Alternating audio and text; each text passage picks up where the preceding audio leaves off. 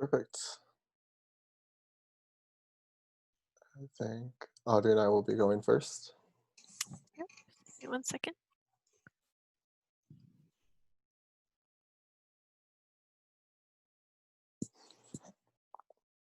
Okay.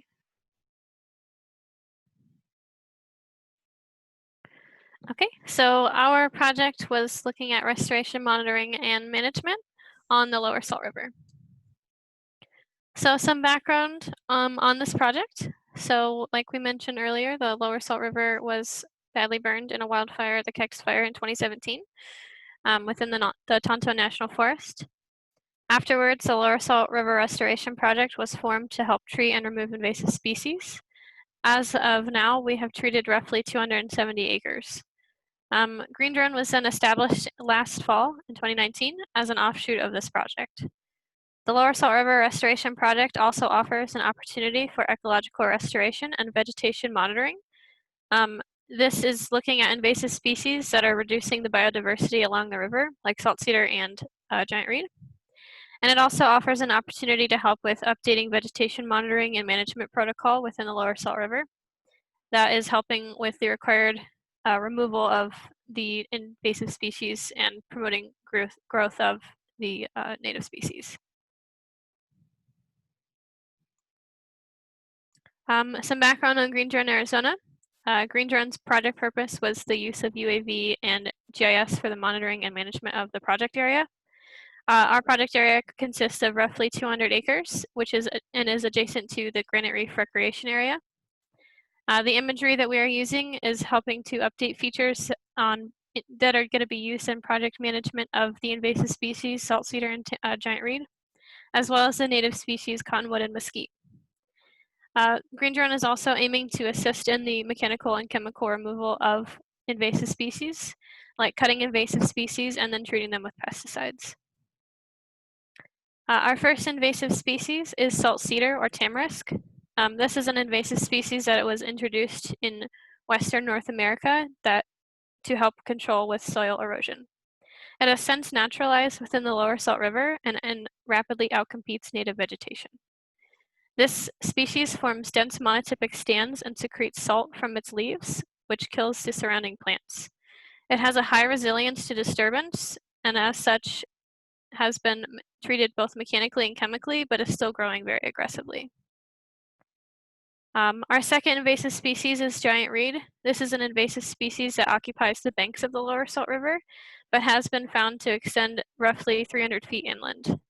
This is a rapidly growing plant and can reach heights of up to 20 feet. This species forms densely packed stands and is rapidly outcompeting native vegetation for both water and sunlight. Giant reed has been treated mechanically, but are still continuing to grow rapidly. So our project objectives for our capstone were to demonstrate ArcGIS capabilities that can be used for the future monitoring on the Lower Salt River. We were doing this by use of UAV imagery for efficiency and increased accuracy of our data sets. It also helps to reduce the need for on-the-ground monitoring and increases the manipulation of captured UAV data for advanced analysis. We also help to develop GIS teaching modules for students and teachers for education on ArcGIS Online and Collector for ArcGIS. So moving on to our data collection, in March of 2020, we placed 28 ground control points, or GCPs, using a Trimble GNSS receiver. And then between March and April of 2020, we flew several flights using two different drones, our Phantom 4 Pro and a Phantom 4 multispectral. The P4P, or Phantom 4 Pro, we flew in a single flight and collected roughly 2,000 images totally. Our second drone, the P4M, or the Phantom 4 multispectral, we flew roughly 5 flights. We flew 5 flights and collected roughly 16,000 images per flight. Each flight was roughly 50 acres. During our analysis and during data collection, we also were conducting ground truthing, which allows us to go onto the site and ensure that where our imagery is actually saying where our data is. During ground truthing, we collected geotagged images that were taken to assist in identification of vegetation species. And we also used Collector for ArcGIS for on-the-ground referencing when we were on the project site. During our data processing, we used Pix4D Mapper 4.5.6. This is a photogrammetry software that is used for drone imagery processing. Like I said earlier, the P4M or the P4P captured roughly 2,000 images, while the P4M drone captured close to 60,000 images in total. The P4P has one sensor, an RGB sensor, while the P4M has 6 sensors, an RGB sensor along with near-infrared and red edge, along with individual RG and B sensors. All of our output data was assigned to the output coordinate system of NAD83 UTM Zone 12. During initial processing, we established images together which helps to increase accuracy. And after that was finished, we georeferenced our GCPs to our raster datasets for increased accuracy during later processing. Some of the Pix4D products that we attained through processing were from our P4P, we had an entire site orthomosaic, which was created using the single RGB sensor because it had a higher resolution. We also created P4M individual sensor indices to increase efficient processing. Because the P4M flights were split into 50-acre sections, we were able to mosaic them together in later analysis. This image on the right shows our 5th flight, which is the very southern portion of the site. And it shows each of the bands, red, blue, green, as well as red edge and near infrared. And now Jacob will talk about our processing in ArcGIS Pro. Thank you, Audrey. So we moved into our actual on-site GIS for the actual data processing. On the right of the screen, you can see a simplified methodology of how we started processing. But what we did was we took all 5 of those indices and we composited them into a raster data set by each flight. And then we were able to combine them into a mosaic data set, arranging the bands in a way that was way more friendly to use, especially for later analysis. And we wanted to arrange the bands in a way that kind of mimicked already commonly used imagery data sets, such as the nape imagery data set that was actually used in initial planning for this project itself. And so now we can move on to some of our capstone deliverables. Using this drone imagery, we were able to update a plant inventory and develop maps throughout the entire project site. We were also able to develop an image interpretation key for later use on the project. And then we were able to do some analysis of actual vegetation indices. That's using those multispectral composites that we had from our P4M drones. And then we were able to develop a protocol for vegetation classification, essentially just assigning pixels to discrete classes that can be identified later. This was all put into a file geodata, and then, as mentioned as well, the development of training modules for educational outreach using this data. And so the first aspect of our was actually digitizing the specific species or the stands rather that were on the project site itself. And doing this, we used 3 of the composites that were developed from these raster data sets. So as Audrey mentioned, the P4P orthomosaic, which is the RGB. And then we arranged the P4M with another RGB natural colored data set. And then we also wanted to use a false color raster data set using the near infrared, red, and green bands. This is just so it highlighted vegetation and specifically highlights ground values as well. We're able to separate the boundaries between what is vegetation, what is not, what is healthy and what is not as well. And we used all 3 of them together to create our actual features for digitization. Second, we will move on to the image classification protocol.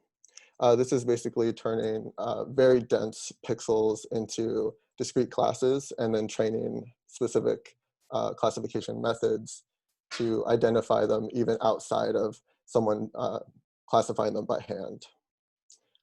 Since there are so many pixels in these raster data sets, we wanted to segment similar pixels into what can be considered superpixels. That was just having like pixel values grouping together.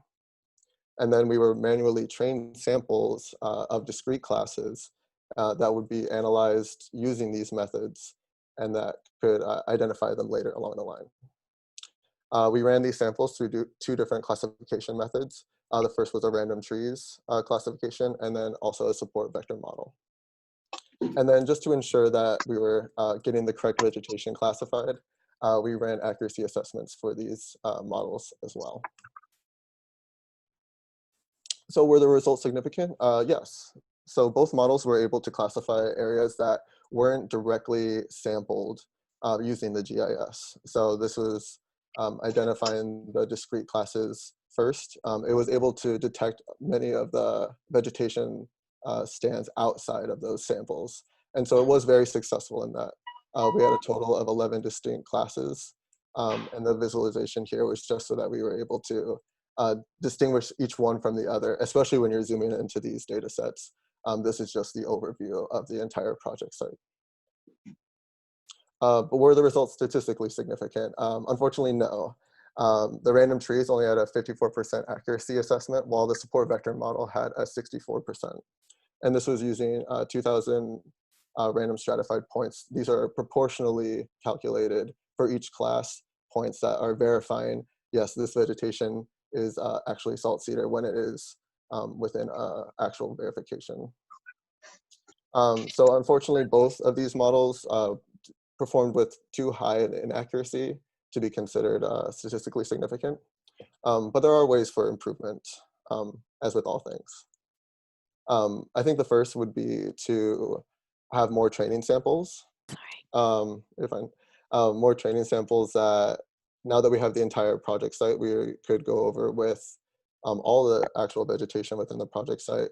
And then when we do subsequent flights, this specific schema can then be applied, and then the accuracy assessment on those flights can be used to identify those specific classes of vegetation. We could also expand or reduce the classes. So obviously those 11 discrete classes aren't the only things that exist on the lower Salt River. And so expanding that and finding training samples for different classes could also increase accuracy for them. Or we could even reduce the classes to more generalized classifications. This could be lumping in mesquite, salt cedar, and cottonwoods into a specific trees classification, and then all forbs and grasses into maybe a low-lying shrub category, just as an example. And then obviously general adjustments to the parameters themselves, tweaking the models to get just a higher accuracy, running multiple tests. I know that specifically for the random trees was much quicker, while the support vector took a way longer time to get a higher accuracy. And so that would just be a consideration.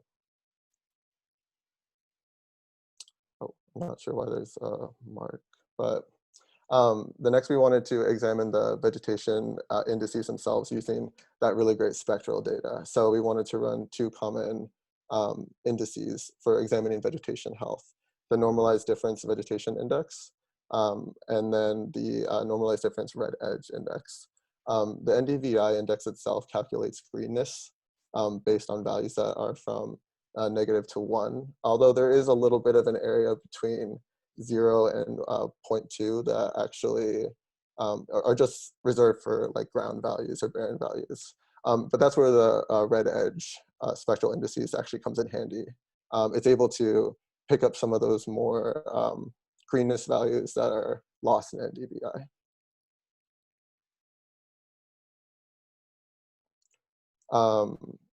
So what we did, we took that completed mosaic data set, and then we ran band arithmetic for each one of these indices to get these actual values.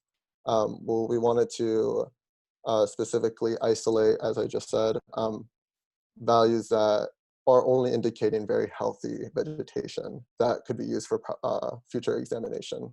So for both of these indices, any value that falls under 0 is not really indicative of healthy vegetation. And so symbology for those was basically applied justly, just to not out of sight, out of mind, essentially. The mean values for both of these indices were set to 0 with a 3 standard deviation layer symbology. We really wanted to isolate that small pocket within the 2+ standard deviations where vegetation health was like really abundant. So why use both of these? NDVI does a really great job of showing healthy vegetation, or specifically greenness of the vegetation itself. However, the lower Salt River is a very densely packed ecosystem, and the returns on these specific plants, it gets a little muddled when we use only NDVI. And even when we're looking at that area of like +2 standard deviations of vegetation health, which is indicative of high vegetation greenness, it's a little bit hard to distinguish between these specific values, and then flipping between different sets a little cluttered.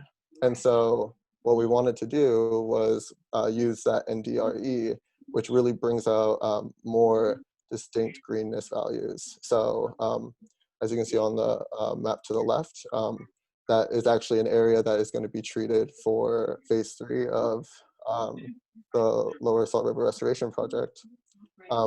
But it's all very dense values that fall within that healthy vegetation index. But what we see under the red edge is that there are highlighted areas of very high values. And those are actually the cottonwoods that are growing in between tamarisks. That is a huge stand in that area. Although some tamarisk is actually returning that healthy vegetation index values as well. I said, okay, I believe you. You have a picture in your pen. From then on, they started a new kind of correspondence. Please make sure you're muted if you're not talking. Well, if I pass, we ended up. Sorry, I'll just pause for a second. In Chicago, Ty worked as a building inspector. He also worked on the deep tunnel, a massive infrastructure project to solve water pollution problems. Could mute, that'd be great. Yeah, I think a leader would be able to mute. Yeah, and Jacob, you have host privileges. You can mute him. But thank you so much. Just moving forward real quick. So both of these indices were used in further analysis, but we wanted to actually take a look at an area that really kind of confounded us. And it was an area that the cactus fire had severely burned, right in between a really large mesquite bosque. It was a little bit difficult to determine what vegetation actually lie here. We knew that there was some regrowing tamarisk. We knew that maybe that there was some smaller species of vegetation going through, but we weren't really able to do it specifically only using the remote sensing raster data sets that we had developed, even though we were using all 3 of them. So when we looked at these actual reflectance values, again, the NDVI does show that there's healthy vegetation growing here, but when we looked at the NDRE, we're seeing, oh my goodness, there's very high concentrations of some of the highest values found on the project site. So basically very, very healthy vegetation that is outside of this area of a mesquite bosque, which, I mean, the mesquite bosque is going great based on the values itself, but what are these other vegetation that is growing that is giving off such high values? So as I mentioned, the high concentration was some of the highest in the actual project site itself. And so what this prompted was ground truthing. We got out of our desks, looking at remote sensing, put on our hiking boots, and went out to the actual project site itself. And we wanted to examine what was actually there.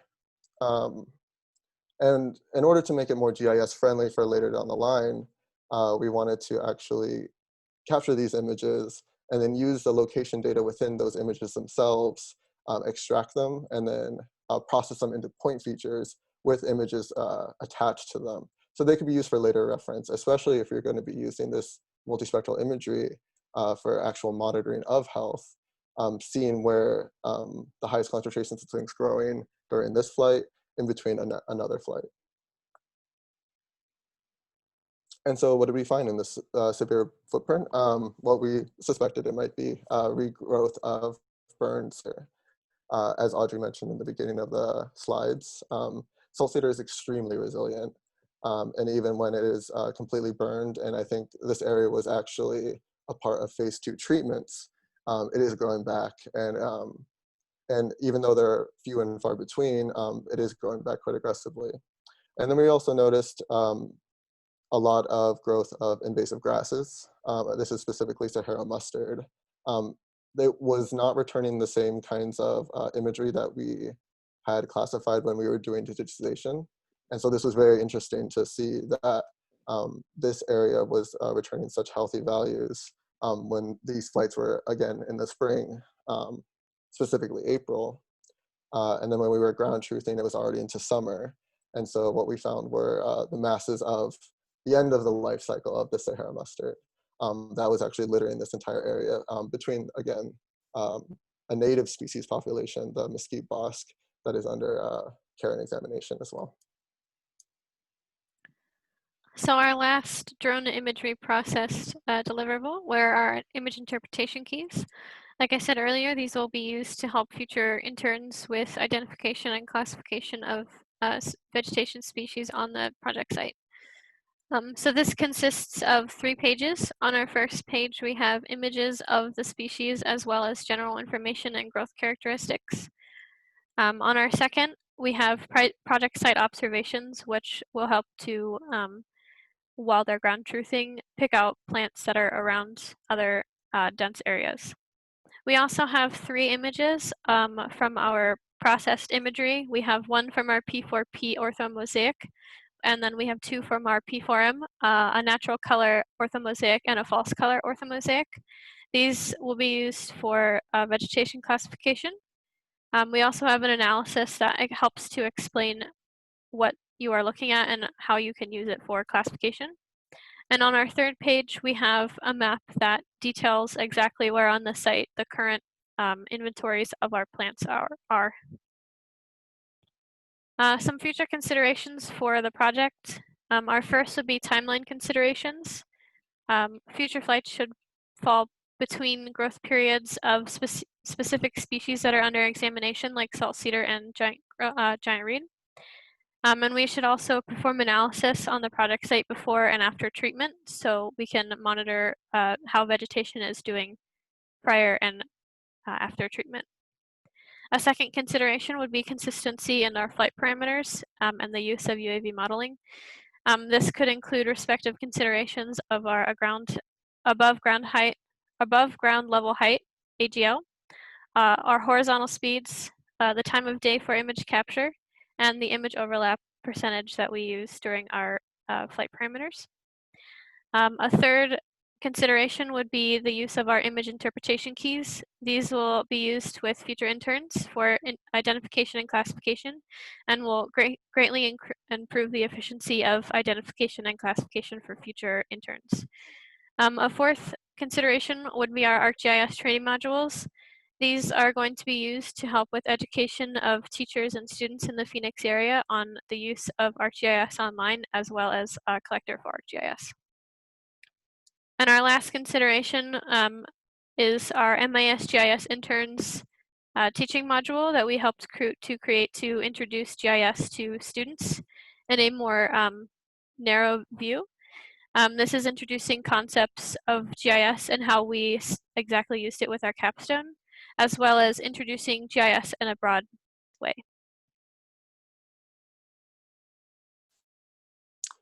So just the conclusion from our capstone is that this new form of monitoring, specifically for UAVs, has been really eye-opening for both Audrey and I. We mostly have been using vector data sets when it comes to using GIS, and so using this really fresh raster data sets has been really incredible, even though they are very dense, and the file sizes are pretty astounding. But UAVs have really opened the opportunities for covering such large areas of this ecosystem. Both of these flights were done in such a short amount of time, and the actual analysis that you can gather from them is just so rich. And then how we were able to modify our workflow to reduce on-the-ground monitoring and really only focus on specific areas of interest that maybe would require some more ground truthing. especially when it got into the summer when it was already 95 degrees by 7 a.m.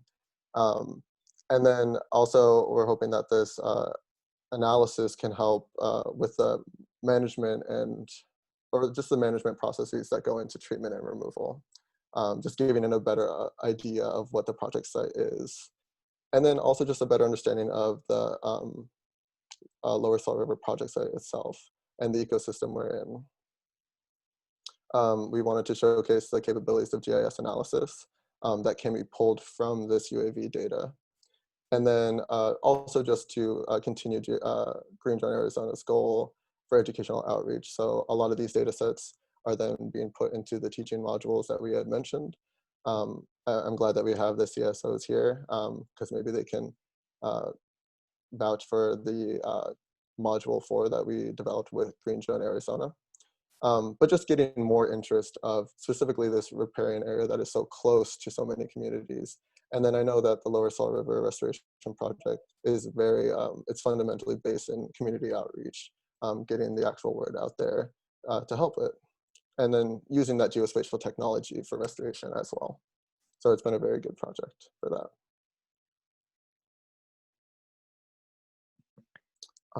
And that was the end of our capstone project as well. We'll take any questions as well.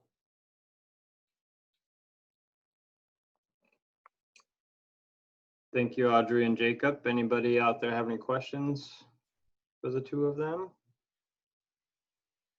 So I have some questions. Sorry, I was probably not at the beginning. So can you hear me first? I just want to make sure if you can hear me. Yes. Okay, definitely. so you guys are ASU students, what major? Our program is specifically for geographic information systems. Ah, okay, so there is a specific program for geographic information system. Okay, and is within the School of? It is School of geographic Geographical Sciences and Urban Planning. Yes. Sorry. Okay. No, you're fine. Okay, I understand. And this GIS means? Oh, I'm so sorry. Yes, this is actually geographic information systems is what GIS stands for. And the green drone zone, it's a project, an organization, a company. So I guess what's the framework of this project? That's what I want to understand. Yeah. So as a quick background, so they covered a good amount of information about the Cactus Fire and the Lower Salt River Restoration Project. The Lower Salt River Restoration Project was established in 2018 as a partnership between Northern Arizona University, National Forest Foundation, the Tano National Forest, and a lot of other great partners. But that management process began in 2018, and we're 2 years in, so we'll be starting phase 3 this fall. And Green Drone AZ was implemented with the same partners, bringing in Arizona State University to the team to implement drone monitoring in that restoration project and help to study the vegetative response to our management actions. Okay, I understand. So the drones are provided through this framework by some company and the software, or by ASU, or so? Because my question is, why did you use those drones on this piece of software? This is how the project was devised from the beginning. So we used the Phantom 4 multispectral drone as a brand new enterprise drone that's available. One of the first all-inclusive multispectral sensors that's included on a drone. And multispectral is really just attractive because it gives that opportunity to do some increased analysis for vegetation classification. Captures bands of light, based on reflection from vegetation that aren't visible with the normal red, green, blue bands that we can see with the naked eye. I understand. It comes with this software, correct? So the software, combination of softwares, the photogrammetry, which is the process of taking those thousands of images and stitching them together into a single image called an orthomosaic. And then all of the other outputs was done using Pix4D. And then the rest of the analysis was done in ArcGIS Pro. No, I understand that. My question was, what was the reason to pick this specific software or not something else? That's what I'm saying. I know that for our capstone, it's just the availability of ArcPro. Audrey and I both have prior experience with this GIS software.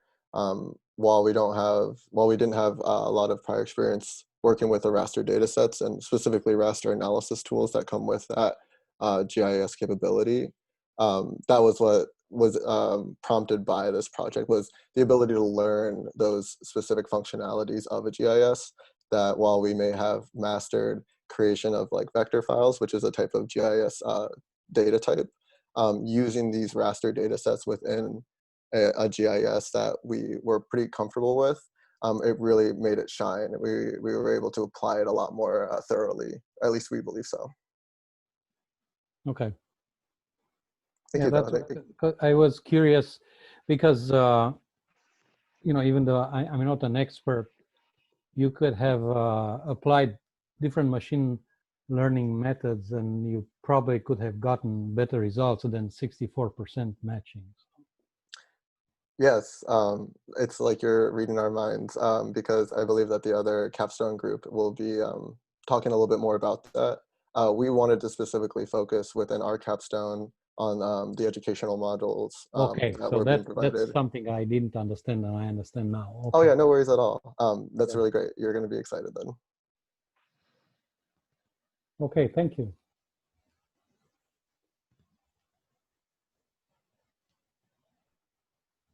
Good deal. Anybody else with questions for Audrey and Jacob?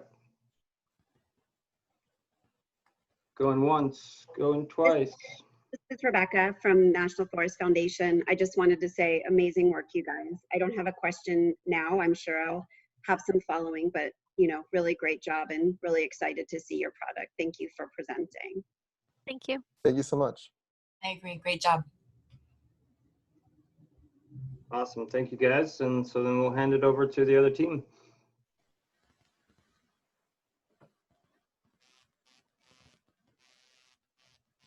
All right, so Arnold, Sungmi, and I were on the other team that worked on a capstone.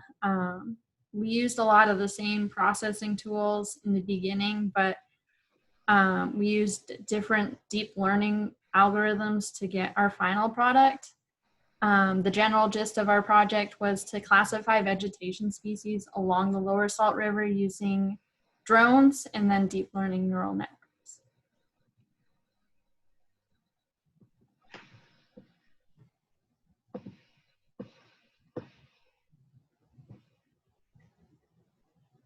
So this is the outline of our presentation, but I am going to cut it down just a little bit because of the overlap.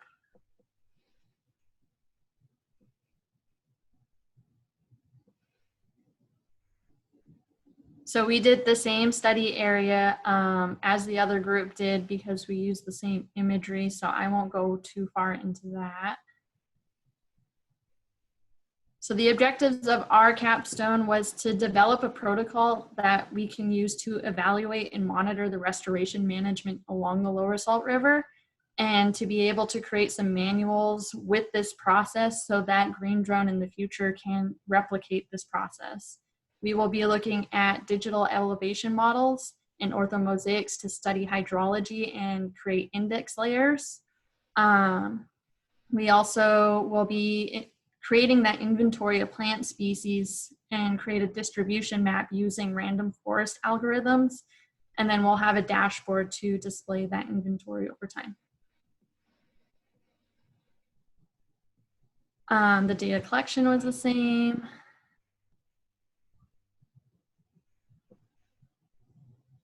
Our data process was pretty similar. We used that same Pix4D mapper, and then we used ArcGIS Pro,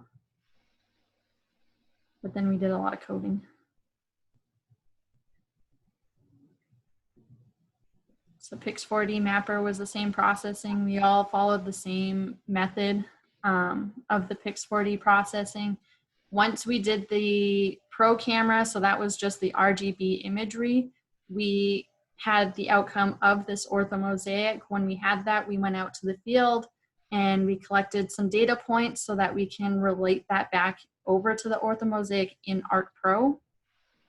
And we found 8 different plant species that were in large abundance, so they would be a little easier to pick out on that orthomosaic.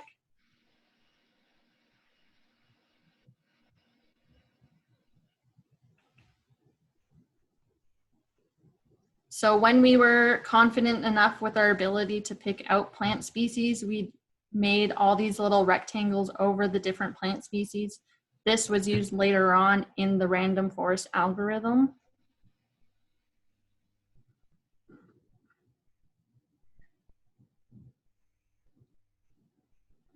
And then because we had such a large area and so many photos in the multispectral camera, we had to split that area into 5 different shapes that overlap so that we could merge them together easily.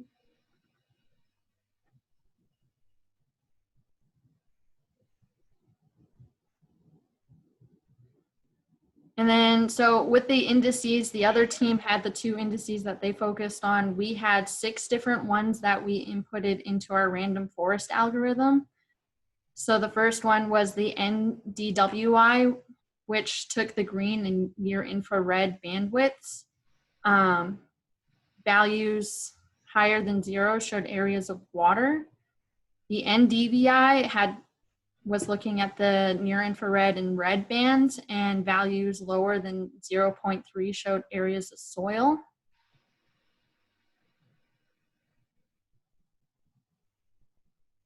NDSI and SAVI were both used to look at soil salinity, since salt cedars drop their pine needles and they increase the soil salinity levels of the area. We figured that these 2 indices would help us pick those out.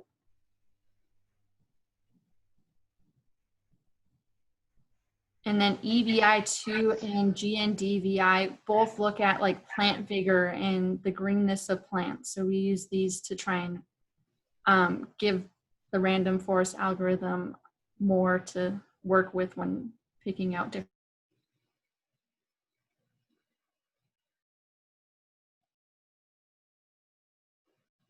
Okay, at some point in this the project, we had to focus on the hydrology for the study area, and to be able to understand how water interacts with the surface and the plants, we had to generate digital elevation models from the orthomosaic or from the images we collected from the drones. And we used the Pix4D mapper to generate this data, and then went ahead to split the data set into 3 to show the digital terrain model. In the center, this is the digital terrain model. You can actually see the gorge of the river, which doesn't have the plants or sand or the sandbars that usually occupy the riverbed. And then you have at the extreme right, the digital height models or canopy height models that display areas of high vegetation cover. That's anything that exists above the ground is what is represented here. And we had to do these characterizations to be able to understand how water would flow in this area. For this area is basically a floodplain, so we had to do some flood analysis. And to be able to do that, we used the Hydrology Engineering Center software to, excuse me, to monitor how water is going to flow in this area by doing some 2D analysis, creating a mesh of about 10 by 10 feet in dimension that runs across the study area and calculate the geometry and some other technical flow characteristics for the study area. Considering that our focus was to see how water influences vegetation growth in the study area. There are only 2 major ways that water could get here. Water gets here either during flooding, as the dams are released, or naturally trap themselves there during precipitation when we have high rainfalls. So we got data from the USGS website where they monitor flow of the salt. We took a span out of 1 year from July 2019 to May 2020. And if you look in September, we found an anomaly. That's an results that are really high and don't make sense why they occur, which shows that there was high flooding in that area. So that was interesting data for us to plot to understand how water is going to interact with these plants in this area. And we zoomed in into the particular time frame from about 12 a.m. to 12 to 12, the whole day. And when we ran this data through HYDROLOGY software, we focus on 3 parameters: depth, change of depth during flow, which you see on the center diagram, and then change of elevation during flow. And the third parameter was velocity. For this diagram under depth, A, B, C, and D represents the three major peaks. A is at 4 a.m., where we have low flow. You see where my mouse is pointing. At 8 a.m., that's B, the flow increases. And then between 12 and 8, we have another trough, which is C. It's not that heavy, but once it gets to 12 midday, that's D. The area floods until water absolutely goes to the road. We just marked it down to our study area so that you can see how it flows. And the deep blue color shows the area that is deepest within this area. These data sets can be used for so many different applications. And if you look to the extreme right, it also shows the same, this A, B, and C represent the same points along this curve. And it shows how different water elevations. The bar here shows elevation in feet. So the bright pink shows high elevation of water levels, while the green shows low levels of water during flooding at these different time intervals. The cool part about the flooding model is you can actually design and see how the water flows over time. If you look to the extreme, to the top right, that's at different times frames when water was flowing for us to be able to capture and understand how this area interacts with water. The purpose of us doing this was to identify low and high energy areas because plants, erosion and deposition is controlled by the velocity of floods in that area. Water flowing at very high velocity erodes and transports. And that takes place when you see the red areas. And then deposition also now takes place in the areas of blue where the energy is low. And those areas with low vegetation energy are suitable for plants growth. So those are the areas where plants will grow favorable and last long without being damaged due to high velocity and high energy. So that's what velocity analysis help us to come up with. We went a step further to understand particle tracing during floods. And we picked 3 different time intervals: a low energy, a medium, and a very high energy time interval. In the extreme left is a typical low energy environment around 8 a.m. where the flood was just subsiding. The particles, you see them move basically homogeneously, spread throughout the area. You don't really see, but if you zoom right in, like the bottom part of it, you have more tiny particles that settle. You look at the center, the river channel itself controls the flow. So the river channel deposits nothing, everything just runs downstream. And then to the oxbow corner or the east side of the flood plain, that's where deposition takes place. And then when it gets to where things really get wild during the extreme flow, nothing deposits except in this corner where it's just a blind spot where particles deposit, but everything just runs downstream. The theory is this is how the invasive plant species find their way to these areas and then tend to dominate and then slowly kick out the native species. We went ahead to understand how water is going to settle in this area by doing some, to understand the drainage pattern of this area. So we used ArcGIS Pro and some flow tool sets to be able to do this analysis. The most important of it was the flow direction. Oh, sorry. The flow direction map shows how water flows. Each color represents the direction the water is going to flow here. If following gravity, if you pour water anywhere on this area, is going to flow in this direction. So that's what the software could help us calculate using some algebra. We use map algebra to be able to map algebra and the gradient of this area to be able to isolate areas where water is going to settle after rains or after the flooding activity. Some of these areas were reviewed by doing a stream order analysis, and you see extreme right, you see the blue spots. These are areas that water is going to settle. Usually they are on the ground, so you cannot see them with your naked eye, but this data set was designed to help Green Zone to be able to identify some of these areas because their objective is replanting some of these native species in the areas that were burnt, thereby giving them an upper hand to displace the invasive species that were growing in that area before. So this data set was designed to help them find some of these areas. We also had a theory that different plant species grow depending on water availability. And we could pick out that things, the cottonwood and giant reed grow closer to the water bodies, while the mesquite and the other plants grow away from the water body.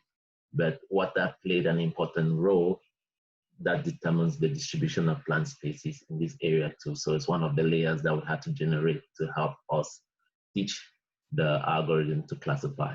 And we did a zoom in to show areas in B. These are areas that have the water settles in them, called a microaquifer because it's cold water.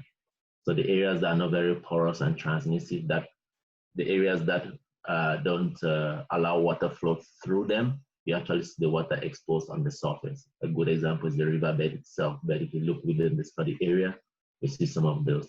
And then the areas that are very porous and transmissive, if you look down here, that's where you see the greener, a green pattern of vegetation follows them, and they are on the ground. So these are the areas that can be targeted to plant more of the native species to give them upper hand.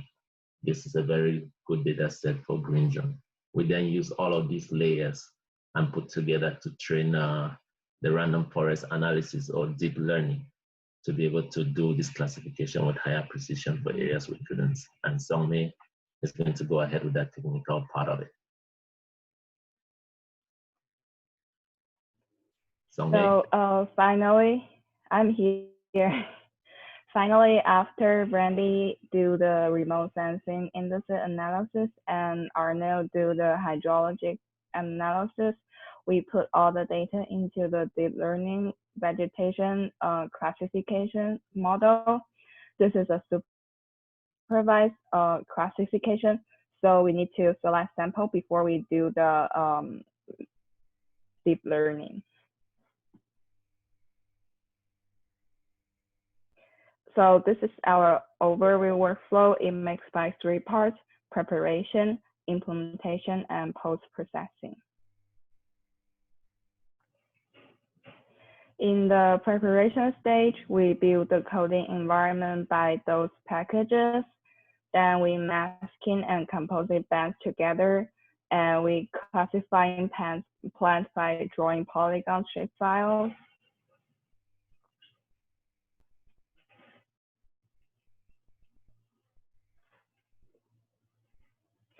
So we take 50 sections as an example. Masking is like you cutting the paperwork. So you have a mold and then cut the 50 section of all the remote sensing indices. Then I want to make them to be one raster image, but with 10 bands representing those data. So I use a tool called composite bands and make a stacky bands. Then I put into the random forest algorithm and do the training and prediction. So after that, I can get the classification output like the right site, and we have 11 classes.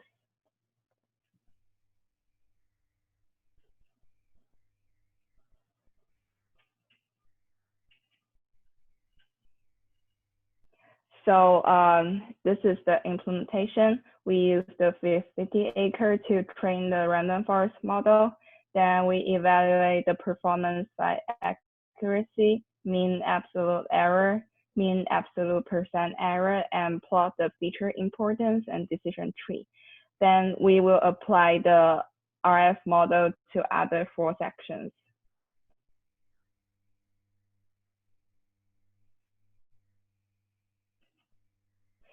So about the 50s raster, this raster has 3,170 rows and 5,181 columns with 10 bands. We saw this is an image, but it cannot be recognized by the RF model. So I convert it to the 10 dimension arrays, and yeah, and the 10 bands and 10 dimensions, they are the same. So next one, please. And I put extra 2 columns to carry the training info and classes info. If it is trained, it will be tagged as 1, otherwise it will be 0. And the classes info is from 1 to 11, representing 11 classes. And then we randomly select 70% extreme pixel for training, 30% for testing. On the right side is the first 50 decision nodes of one decision tree. Decision tree is equal to estimator, and each color represents 1 class. We have total 200 decision trees in the random forest.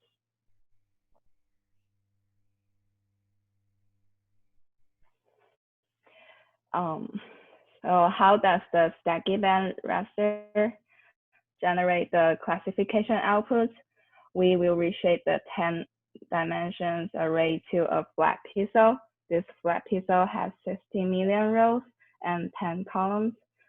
The rows are the original data columns and rows, so it is 60 million. Then predict by RF models, and will reshape to the original image size. So it will, in the end, it will reshape as 3,170 rows and 5,181 columns. The actual output is like the bottom right. About our performance, the accuracy is 89.09%, MAE is 0.41, and the MAPE is 10.91. So accuracy is 100% minus 10 MAPE.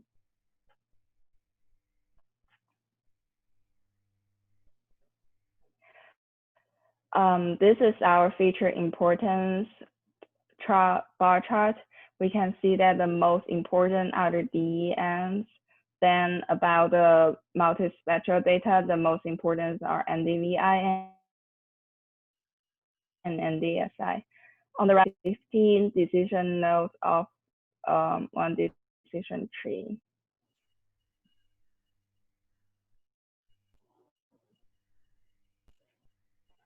Do you still remember how we do the prediction to get the classification? Now we are going to apply this to other 4 sections and going to the final processing stage.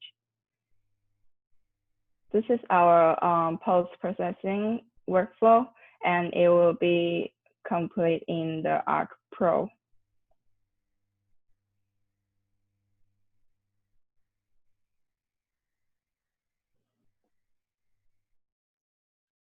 And this is other 4 sections, generate output. Then we will mosaic it all together at the right side. This is the whole area classification output. I will give it back to Arno to talk about our conclusions. Yeah, we used a couple of softwares jumping back and forth to come up with these analysis, and the random forest analysis was basically done using Python scripting. A lot of Python scripting was used to do that, to train the model to do the classifications. And at the end of the day, based on our classification, we could tell the different quantities of different plant species in the area, as you can tell from the bar chart and the different colors. And based on the accuracy we got, there's room to improve the accuracy for this classification, this area.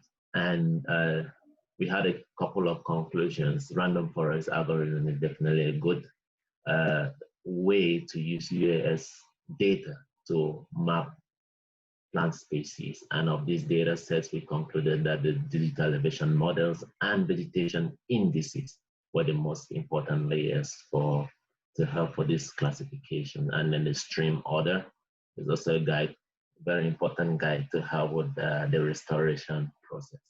Apart from these, we had to come up with deliverables like manuals so that other GIS personnel can follow what we did and make them better over time, from the flight planning to image processing to the hydrology modeling using the different softwares. And we also displayed them online on the dashboard. We came up with a couple of recommendations that is very helpful for other people doing this. The most important is you should not venture processing imagery if you don't have a robust computer with a high processor and good image processing card and memory too. If not, your machine keeps crashing and you're frustrated all the time and just getting angry and starting all over. And then when they're doing the ground control points, for example, it's a good time to collect field imagery and different plant samples during that time so that it can be related. And the multispectral camera alone can be used to do this from start to end. And though both cameras have their advantages and disadvantages, but we got really good results from the multispectral. And then some of these processes can also be automated so that we can create different geoprocessing tools and model builder to build patterns that people can just click and it'll take them through a couple of calculations that you don't need like a stepwise guide to miss any of these challenges. Apart from that, we also had some errors which you mentioned that can be corrected over time. And this project would not be possible without all these institutions coming together to make it a success. And going to the field under the scorching sun, you see we're all smiling because we're happy that we're done with that section. The sun is pretty crazy. And we thank our classmates that helped us with a lot of support and our staff, not forgetting the Green Drone team in particular. And that's the end of our presentation. If you have any questions, we're here to answer.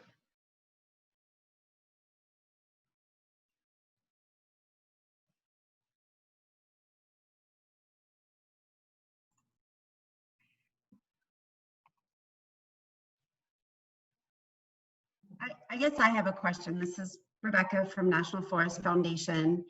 And maybe this is a question for Justin, Jake, and Chris, but you guys, all of you, have done amazing work, really technically detailed and important with respect to really being able to translate the need for technology in the restoration work that so many of us are focused on.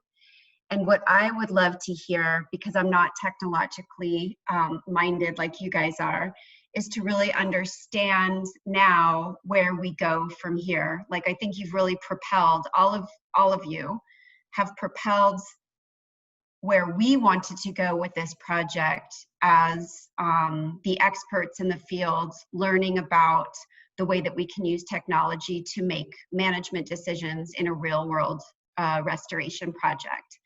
And Justin at the Forest Service and folks that he works with, along with Chris and Jake at NAU, are now going to huddle with all of this great outcome from your projects, and look at how we then move the project forward in the green drone environment. So we're still working with young people, inspiring interest in these programs, but then also looking at how do we use the information to make some next step decisions in the work that we're doing on the ground.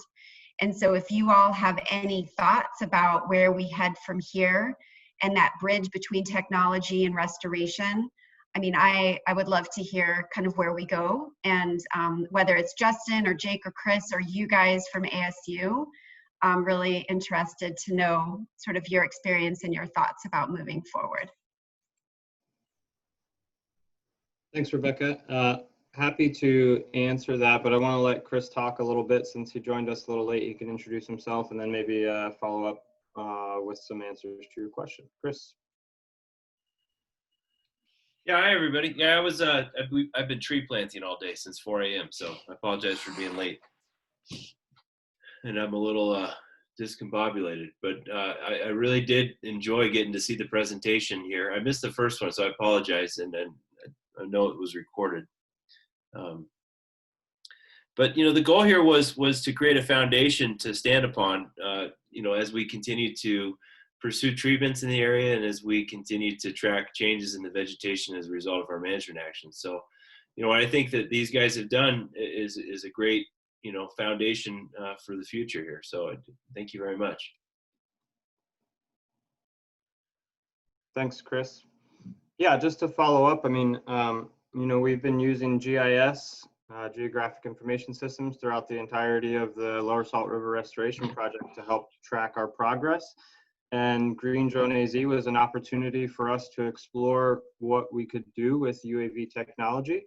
And so knowing that, Jake, Chris, and myself would be kept extremely busy with all aspects of Green Drone AZ, we saw the opportunity in bringing in the ASU interns and letting them take their expertise in GIS and into this work. So like Chris said, I mean, they've built the foundation. One of our goals is to work on this vegetation classification process so that we can use that to map vegetation and track changes in vegetation populations across the project site.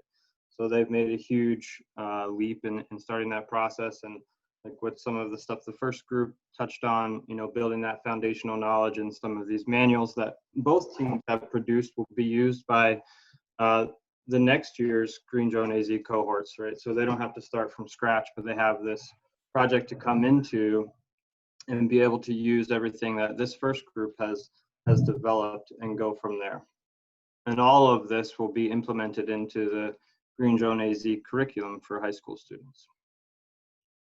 Yeah, I mean, the complexity of this is going to evolve pretty drastically. I mean, over the winter, we're going to implement a ground truthing, or kind of a ground-based monitoring. And so when you tie that data set to what these guys have worked on, and what the images that we're going to capture down the road, it's the whole story is going to evolve. And it was just really, I was very excited to see a map and see all these different algorithms that they created to train the software to detect the vegetation, and to see that actual map made.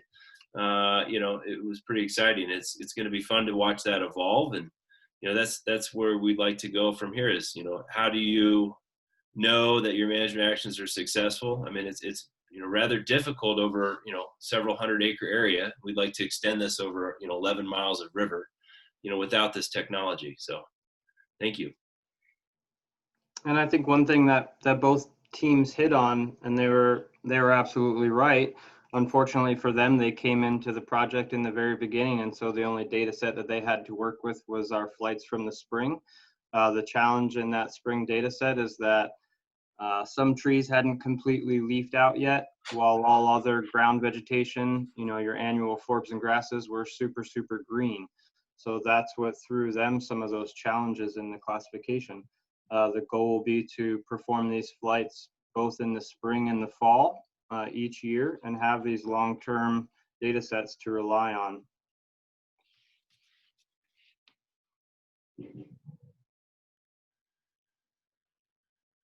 So I have a question for all the students, including the CSOs. How is this project, I love that the connection of the technology.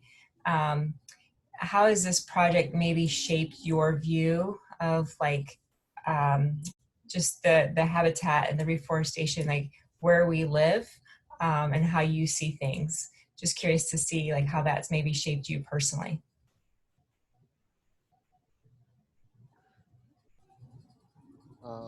Well, I know that for me, using these overhead imagery data sets is super new. A lot of what drew me to GIS was being able to measure our world at different sections in time, something that's completely lost when you're just visiting a project site over and over and maybe having just to like remember where certain vegetation stands are or how they were affected seasonally. Someone like Justin knows all of that, but for someone who doesn't, which is definitely me, being able just to examine it at this overhead area, it really made me appreciate it a lot more, especially when I had to start ground truthing and walking through these vegetation. It's all fun when you're at your desk, but then walking through, you better make sure to have long sleeves on, and it just gives you a lot more appreciation for how vast this ecosystem is and the complexity of it. Yeah, a ton of that. I don't know if anyone else shares that. For me, the most interesting thing was this project helped me go out of my comfort zone. I'm a geologist by training, so I deal with rocks and the subsurface, and I'm not very friendly with plants. I could not even name the plants that we work with, but right now they flow out of my tongue because after a while working with them, I had to get used to, and my fellow colleagues are pretty used to like the desert kind of plants. I'm not even used to the plants in this part of the world. I'm more of a torrential, I'm from Africa, so we have a whole different set. So it's a whole complete change of your comfort zone, learning something new, and then looking at solving the restoration problem or contributing to it from my strength of view. So while everybody's looking at the plants, I'm like, okay, how does for a plant to survive? It uses the soil, and for the soil to hold the plants, it needs water. And coming out of that train of thought, you could come out with like, okay, I'm going to track this process and see how it relates to this. And learning other software like drone technology right now, many people don't yet use it to do what we just did. It's still getting out there. So it's a foundation for a lot of people to pick up from there and think of other ways in which they can modify these data sets we have. For example, random forest is mostly used by satellite imagery. That's what they mostly used it for. Then we try to use the same technique on high detailed imagery from drones to solve the same problem. Yeah, there are some gaps here and there, which we had to think out of the box in a different domains to come out with the results that we did, which was quite impressive. And learning how to take different ideas and put them together to flow, working as a group and as a team from the field, and because it's the first time we're doing this, working with Chris, Jacob, Justin, and my other colleagues on the field, going out there and back dealing with the snakes and the lizards and the sun and the dust. It's been an adventure to me and a good application of the skills we got to learn over time during the program. So we really appreciate this opportunity.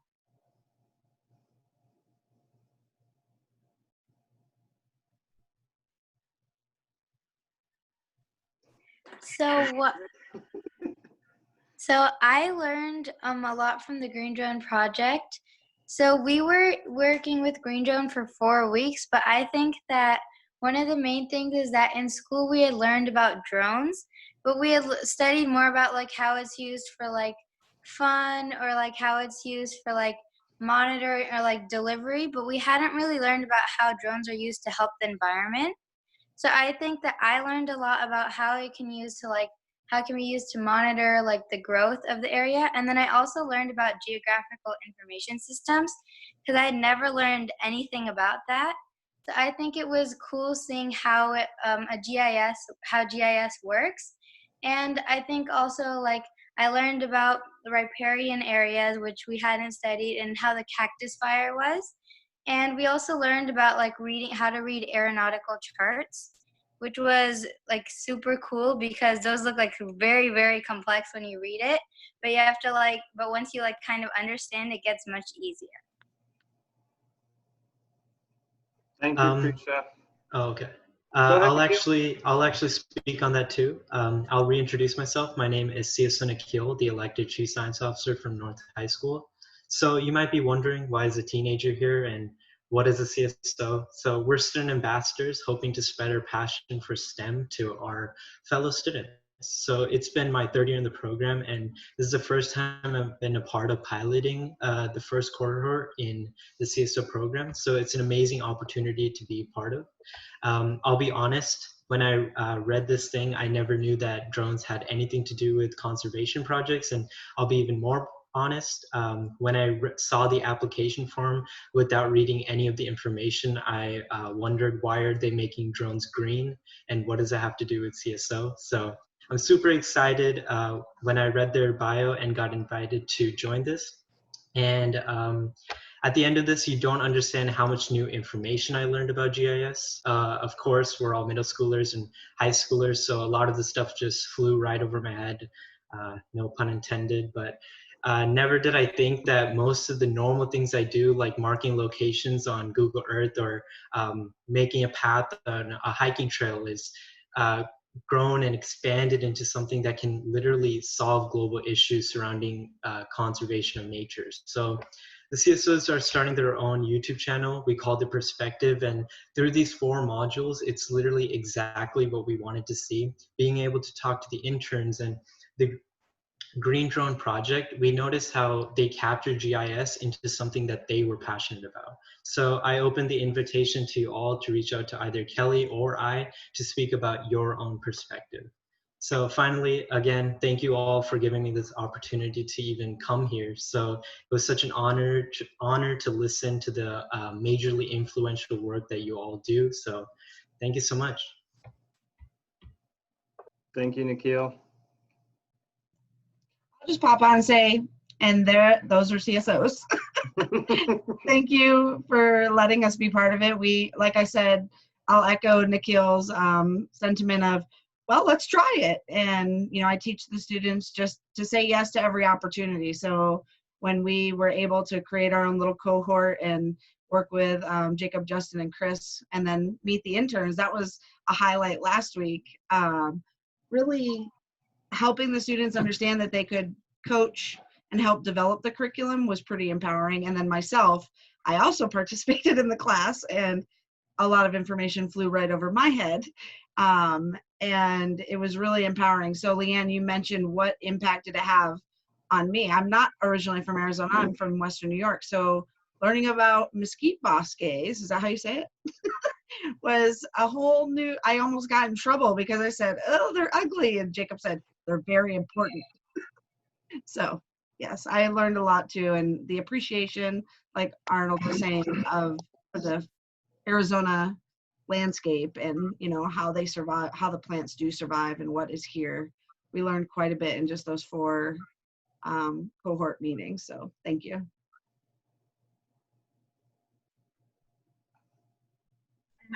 I just would add, from the National Forest Foundation's perspective, our mission is to engage people in the restoration and the engagement in national forests and grasslands. And so to hear all of your stories about how you overcome some of the discomforts and you got out into the field and appreciate what Arizona has to offer, because it is so much, it made me really happy and was actually really inspirational to hear. Thanks so much. And Jacob, you mentioned like you got out of your comfort level behind your desk and, you know, you went out into the field. And so for so many of us, it's the opposite, where our comfort place is the outdoors, and having to work like in the bounds of our homes, especially now during COVID, has felt really uncomfortable. So it's great to hear different perspectives, and Arnold's really excited to hear yours as well, especially coming from Africa, which must be so different. But really cool to think about how this went and what we're doing here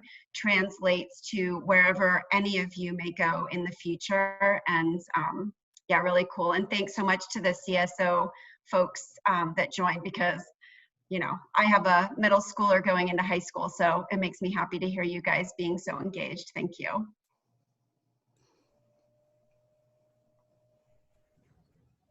And I'd say from a Boeing perspective, you know, we're excited to see that, you know, through this work, really inspiring the future to get engaged, but also to learn about the technology and drones. And I'm sure David Miller was super excited to hear about the aeronautical maps and learning about that, because I know he's very passionate about drones and educating students as well. So I don't know if the Boeing mentors have anything to share in addition. Yeah, I was a little bit disappointed that the whole COVID-19 mixed up some of the interactions that we could have had as Boeing with the students, and I'm looking for you know, some improvement where we can get back to kind of normal life and better interactions. And I think it's been very interesting to see this Zoom presentation, a kind of meeting, which is getting around some of those constraints. And so I thought the presentations were excellent, and this format worked, even though I thought it was going to be really tricky. So very good, everyone.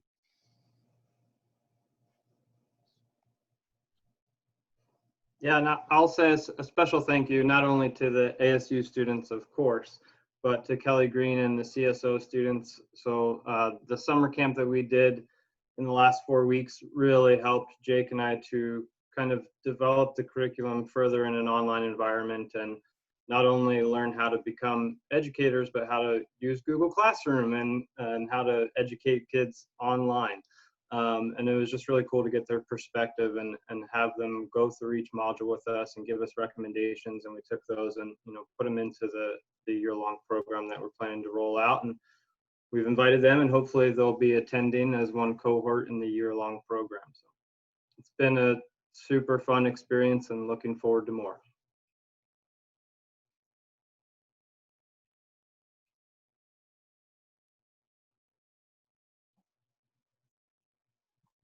Anybody else have any? I was gonna say, that's that awkward Zoom ending. Is it over? Someone had to take a picture of the screen. Don't forget before. Oh, right. Before we all sign off, I wonder if everyone can sign on, and I would love to take a picture so that I can photo document how awesome this whole thing was. And is Prisha still on? Yes. Are you able to turn your camera on? Yeah, I'll turn it on. 1 second. Okay. Is it okay with Nikhil and Prisha that I do that? They signed agreements. We also have CSO Kelvin on. Look at you with your tie.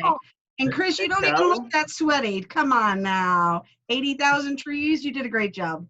I was able to shower. It's been rough. It's been three o'clock wake up calls all week long. Okay, do we have everybody? This is a good group. Jonathan, are you still there? There you go. Okay, good. All right, thanks you guys. Everybody smile. Okay, I got it. Thanks, guys. I appreciate that. All right, well, Justin or Chris, you want to sign us off? I just think this is Chris again from NAU. I mean, this has been really exciting just to see this whole thing take life. I mean, from, you know, the conversations that Justin and I had, and then, you know, with you, Rebecca, you know, last summer, we were getting putting it all together, and then, we have to make this reality. And then we start to build a program, and we start to build a curriculum. We start to find students. We get the ASU students. We start to implement it, and it's going really well. And then, COVID happens. And it's like we've had to pivot and take this thing online. And you know, I just think that, you know, everybody who's played a part in this has done a really good job of just being adaptable. And I think we built something pretty neat here. It's kind of fun. It's been very fun, actually. I concur. All right. I wish all 5 of the ASU students, you know, I hope the next chapters of your lives go well, and, you know, please keep in touch. Thank you. Yeah, thank you. We hope so too. Thanks, you All guys. right. We really appreciate it. Great job, Yeah. everyone. It was great meeting everyone.